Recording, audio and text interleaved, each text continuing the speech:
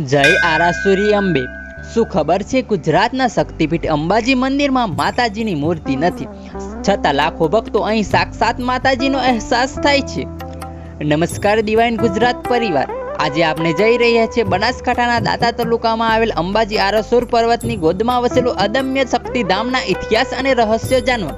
એ પહેલા જો ચેનલ પર નવા હોય તો ચેનલને સબસ્ક્રાઇબ કરી દેજો અને વિડીયોની એક લાઇક કરી દેજો। તો મિત્રો ચાલો શરૂ કરીએ। વિભાગ 1, શક્તિપીઠ અને પૌરાણિક કથા। હિન્દુ ધર્મમાં પ્રચલિત માન્યતા મુજબ અંબાજી 51 શક્તિપીઠોમાંનું એક પવિત્ર સ્થાન છે। દંતકથા કહે છે કે દક્ષ યજ્ઞ બાદ જ્યારે ભગવાન શિવ વિલાપમાં તાંડવ કરતા હતા ત્યારે સતી માતાનું હૃદય અહીં આરાસુર પર પડ્યું હતું અને આ સ્થાન સિદ્ધપીઠ તરીકે ખ્યાત થયું। અંબાજીની ઉપાસના અહીં શ્રીયંત્ર દ્વારા થતી આવેલ છે। ગર્ભગૃહમાં મૂર્તિ નથી, વસ્ત્ર આભૂષણથી શૃંગારિત પવિત્ર ગોખમાં શ્રીયંત્રની આરાધના થાય છે। વિભાગ 2, ઐતિહાસિક અને પુરાવો અને શિલાલેખો। અંબાજીના મહિમાનો લેખિત પુરાવો 14મી સદીથી મળવા લાગે છે।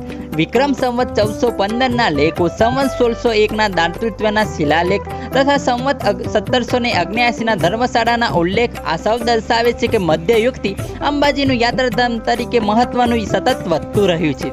સ્થાપત્યની દ્રષ્ટિએ સફેદ આરસ પહાણથી બનેલું ભવ્ય મંદિર, લગભગ 103 ફૂટ ઊંચું શિખર અને સુવર્ણ કળશ, આ બધું અંબાજીની ઐતિહાસિક વિરાસતને આજે પણ તેજસ્વી બનાવે છે। વિભાગ 3, ગબ્બર અને મૂળ પ્રાગટ્ય।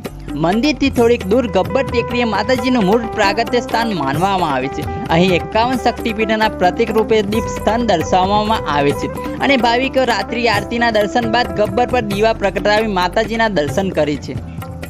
વિભાગ 4, અખંડ જ્યોતિ ચાચરના ચોક અને પરંપરા। અંબાજીમાં અખંડ જ્યોતિ વર્ષોથી પ્રચલિત માનવામાં આવે છે। મંદિર સામે ચાચર ચોક સ્થિત છે, જ્યાં હવન હોમની પરંપરા જીવંત છે। વિભાગ 5, યાત્રા માર્ગ, મેળા અને આજનું અંબાજી પાલનપુરથી આશરે 65 કિલોમીટર, માઉન્ટ આબુથી 45 કિલોમીટર અને અમદાવાદથી અંદાજે 185 થી 190 કિલોમીટરના દૂર છે। અહીં 12 માસ યાત્રીઓ આવતા હોય છે। ભાદરમી પૂર્ણિમાનો મેળો અહીં ખાસ ગણવામાં આવે છે। દર વર્ષે લાખો ભક્તો અહીં પગપાળા ચાલીને માતાજીના દર્શન કરવા આવે છે। વિભાગ 6, લોકવિશ્વાસ અને દંતકથાઓ। એક લોકવિશ્વાસ મુજબ દ્વાપર યુગમાં નંદ યશોદા શ્રી કૃષ્ણની બાબરી ઉતારવા ગબ્બર આવ્યા હતા અને અહીં પૂજન કર્યું હતું। કુંભારિયા સ્થિત જૈન દેરાસરો સાથે અંબાના પ્રસાદ પ્રતાપ જોડતી દંતકથાઓ પણ સાંભળવામાં આવે છે, જે દર્શાવે છે કે આ વિસ્તાર સદીઓથી આધ્યાત્મિક સંસ્કૃતિનો કેન્દ્ર રહ્યો છે। તો આ હતા આ પવિત્ર સ્થાન અંબાજીનો ઇતિહાસ।